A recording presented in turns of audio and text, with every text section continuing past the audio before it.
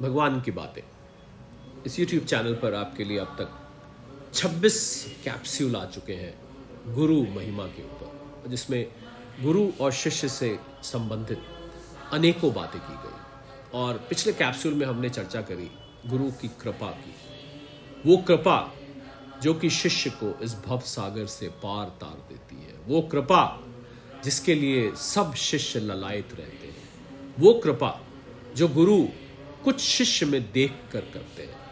तो आइए थोड़ा सा उस गुरु कृपा से संबंधित इस विषय को और आगे बढ़ाएं। पहले गुरु स्तुति। गुरुर् ब्रह्मा गुरुर्विष्णु गुरुर्देव महेश्वरा गुरुर साक्षात परब्रह्म तस्मै श्री गुरुवे नमः, तस्मै श्री गुरुवे नमः। और पिछले कैप्सूल को हमने जहां छोड़ा था वहां पर हमने गुरु की तुलना एक कारपेंटर से करी थी, जिसको कि मालूम है कि उसको क्या बनाना है और उस लक्ष्य तक पहुंचने से पहले काफी काट छांट वो उस लकड़ी के साथ करते हैं।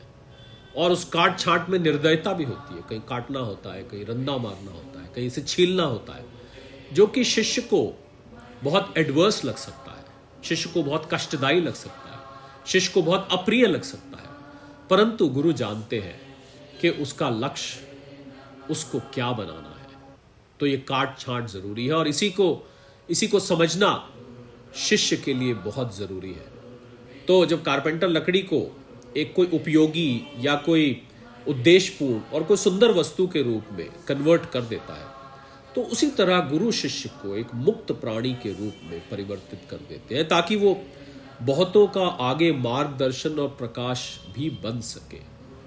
गुरु वही चेला कल को औरों को गाइड करने लायक बन जाता है। पर यह तभी हो सकता है जब शिष्य उस लकड़ी के टुकड़े के समान शांत, मौन और अभिमान रहित हो जाए, ताकि गुरु को उसे पूर्ण रूप से बदलने का अवसर मिल सके। जो शिष्य बीच में अपनी चलाते हैं, जिनको लगता है कि गुरु ने हमें क्या आज्ञा दे दी, ऐसा गुरु हमारे साथ क्यों कर रहे हैं, ऐसा निर्देश क्यों दे रहे हैं जिसमें हमारा अहित हो रहा है, जो हमारे लिए अप्रिय है, हमारा कुछ छीना जा रहा है, हमें कुछ छोड़ने को कह रहे हैं, हमें कुछ स्वीकार करने को कह रहे हैं, वो चीज जो हमें अच्छी नहीं लगती, तो देखा गया ज्यादातर शिष्य उसको रिजेंट करते हैं, उसको रोकने की कोशिश करते हैं, उस पर अपनी ओपिनियन, अपनी जजमेंट लगाते हैं। बस यहीं पर आके गुरु कृपा रुक जाती है। तो गुरु को समझना आसान काम नहीं है, उनके और उनमें हमारे व्यक्तित्व की गहराई में प्रवेश करने तथा हम किस लायक हैं ये निर्णय करने की पूरी क्षमता होती है। वो हमारी मजबूतियों और कमजोरियों को मापने में सक्षम होते हैं। जो समर्थ गुरु होते हैं वो तो शिष्य का अगला पिछला करोड़ों लाखों जन्म तक देख सकते हैं और जानी जान होते हैं। उन्हें शिष्य के मन का पता होता है कि इसके मन में अब क्या चल रहा है, क्या चीज इसे तंग कर रही है, क्या चीज इसे लुभा रही है, और हमें अपनी सीमाओं से अवगत कराने के लिए वो सबसे कठोर तरीकों का उपयोग भी कर सकते हैं। ये भी उनकी कृपा है, यही समझने वाली चीज है। और असल में यदि किसी शिष्य ने इस बात का अनुभव नहीं किया है, तो इसका मतलब यह है कि वो गुरु को समझ नहीं पाया है। गुरु की कृपा समझने और उसको प्राप्त करने के लिए शिष्य को सच्चाई और समर्पण का भाव लेकर उनके पास जाना होता है। उसे जो कुछ मिलेगा उसे बड़ा नम्रतापूर्ण स्वीकार भी करना होता है और गुरु से एकत्व स्थापित करने के लिए हमेशा प्रयत्नशील रहना होता है। और ऐसे शिष्य बहुत रेयर होते हैं, विरले होते हैं, जिन्हें गुरु कृपा प्राप्त हो जाती है।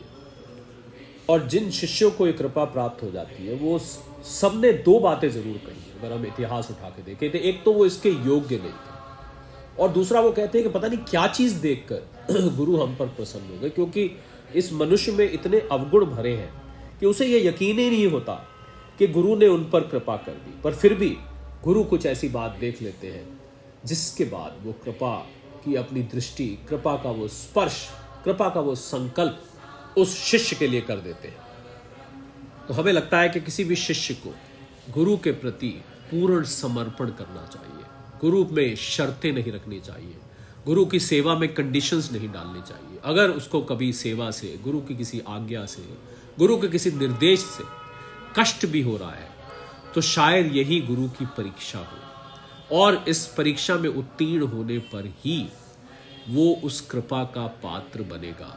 बहुत कष्टदायी है गुरु शिष्य का संबंध निभाना, बल्कि यूं कहे कि शिष्य को शिष्यत्व का संबंध निभाना आसान काम नहीं है, क्योंकि जितनी भी परीक्षा गुरु लेते हैं वो सब आसान नहीं होती।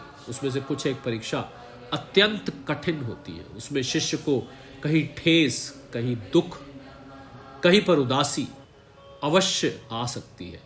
बस यही परीक्षा की घड़ी होती है। अगर शिष्य उस घड़ी को पार कर ले, उस घड़ी में पास हो जाए, वो कृपा का पात्र बन जाता है। और शिष्य को कई बार जान की बाजी भी लगानी पड़ सकती है। और पीछे हमने जो कथाएं इस गुरु महिमा श्रृंखला में ली, उसमें हमने देखा कि कुछ कथाओं में शिष्यों ने अपनी जान की बाजी लगा दी, और यही जान की बाजी, यही वो अद्भुत घटना उस शिष्य को उस कृपा का पात्र बना देती है। और उसके बिना जाने ही उसको पता भी नहीं लगता कब गुरु उसकी नेत्रों में नेत्र डाल के स्पर्श द्वारा, संकल्प द्वारा उसको सब शास्त्रों का, वेदों का, उपनिषदों का ज्ञान करा देते हैं और उसको एक आम इंसान से भगवान बना देते हैं। और असली गुरु तो शिष्य को अपने से भी बड़ा बना देते हैं। इतना दे देते हैं कि वो शिष्य गुरु से भी बड़ा कहलाता है। कितनी जगह देखा गया कि गुरु का उतना नाम नहीं था, पर चेले उससे कहीं ज्यादा नामी थे। हम महाराज श्री रामानंद जी का उदाहरण लें और उनके शिष्य कबीर दास जी का लें। शायद रामानंद जी का नाम बहुत लोग नहीं जानते।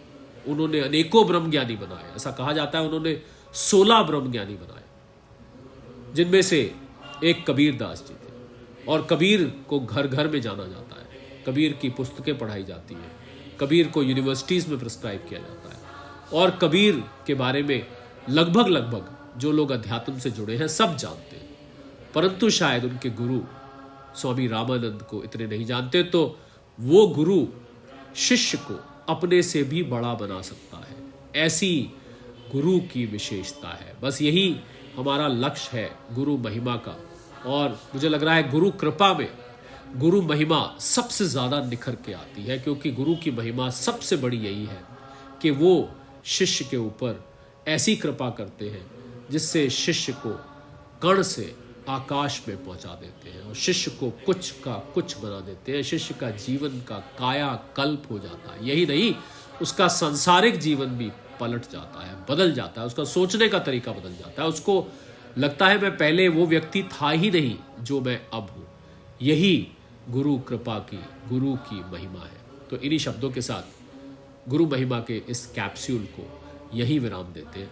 आपसे गुरु महिमा में आगे फिर जुड़ेंगे। तब तक के लिए सादर प्रणाम।